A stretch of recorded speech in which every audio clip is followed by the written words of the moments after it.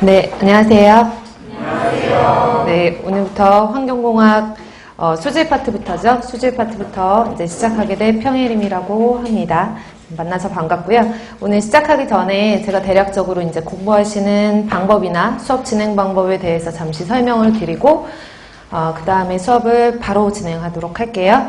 첫 번째로는 이제 환경공학을 준비하시러 오신 거잖아요. 그쵸? 준비하시기 지금 시작하시는 건데 어떻게 구성되어 있는지를 조금 알아두시면 도움이 되실 것 같고, 물론 공부를 시작하시기 전에 각자만의 방법으로 다 정보를 찾아보시고 어떻게 공부를 하셔야 되는지에 대해서 알아서 찾아보셨겠지만, 그래도 제가 한번 정리를 해드리고 요즘 문제가 출제가 어떻게 되는지 경향에 대해서도 잠시 말씀을 드리고요.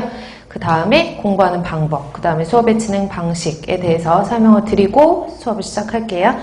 첫 번째로는 이제 환경 쓰실 필요는 없고요. 인터넷 뒤지면 다 나오는 정보예요. 그래서 환경공학이라고 하면 되게 포괄적이거든요. 뭐 오시기 전에 인터넷 많이 찾아보셨죠? 그러면 환경공학은 제 이름도 많이 찾아보셨겠죠, 그쵸? 그럼 제 이름을 찾아보시면 양이 엄청 방대하다가 대부분 써 있더라고요. 그래서 수업 과정 자체가 이제 양이 많고 수업 그 회차가 좀 많기 때문에 여러분들이 아마 좀 주춤하신 분들도 계시겠지만 환경공학이 어떻게 구성되어 있는지 알고 계시면 왜 양이 방대할 수밖에 없는지에 대해서 좀 이해를 하실 수가 있거든요.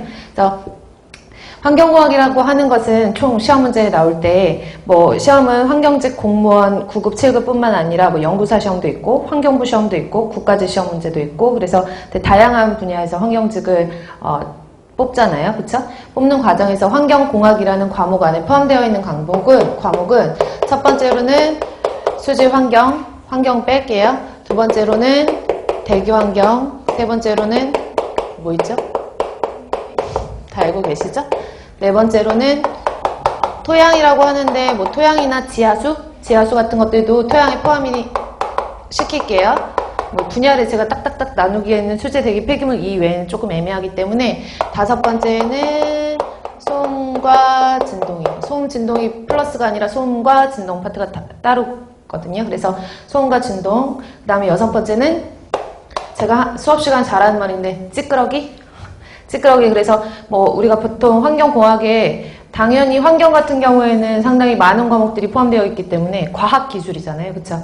그래서 순수한 과학 플러스 기술까지 융합이 되어 있어서 뭐 요즘에 많이 이슈가 되는 화학물질에 대한 시험 문제도 어떻게 보면 환경적인 문제이기 때문에 여기에 포함이 될 수도 있고, 그래서 기타를 넣을게요. 그래서 과목은 이렇게 되고요. 이제 각각의 과목마다 여러분들 환경공학 공부를 하시려면 기사나 산업기사라는 시험을 들어보셨을 거예요. 그러니까 그런 시험에 이제 과목별로 나누면, 물론 환경공학은 기사나 산업기사 시험은 아니지만 거기에 어떻게 보면 벗어날 수는 없거든요. 그래서 수질 같은 경우에는 과목이 개론, 수질오염 개론이라는 게 있고, 그 수질오염 물질들을 어떻게 처리할 것인지에 대해서 나와 있는 게 방지기술이라는 과목이에요. 그래서 방지기술, 그 다음에 수질에서는 상하수도라는 걸 배우거든요. 그래서 상하수도, 공정시험 기준,